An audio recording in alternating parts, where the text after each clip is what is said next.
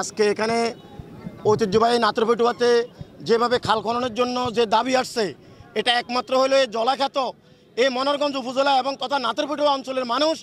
আজকে সারা বাংলাদেশে যে বন্যা হয়েছে সেখান থেকে পানি নেমে গেছে, কিন্তু আজকে নাতরপেটুয়া এবং মনোহরগঞ্জের পানি নামছে না। একটাই মাত্র কারণ,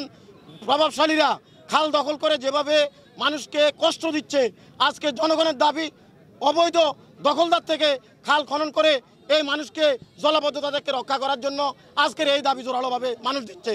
আমরা চাই এই এলাকায় মনোহরগঞ্জে যেভাবে মানুষ আজকে দীর্ঘদিন কষ্ট পাচ্ছে, আজকে যেটা অমানবিক, যেটা কল্পনাতীত, আমি বর্তমান উপদেষ্টা সরকারের কাছে এবং যে আমাদের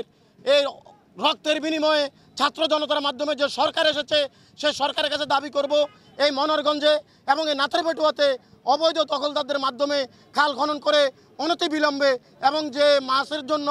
যারা বিভিন্ন জাল বসাচ্ছে সেখান থেকে রক্ষা করে আমাদেরকে পানি দ্রুত নামার জন্য, মানুষকে ঠিকভাবে বসবাস করার এবং চলাচল করার জন্য যাতে আমরা জোর দাবি প্রশাসনকে জানাচ্ছি।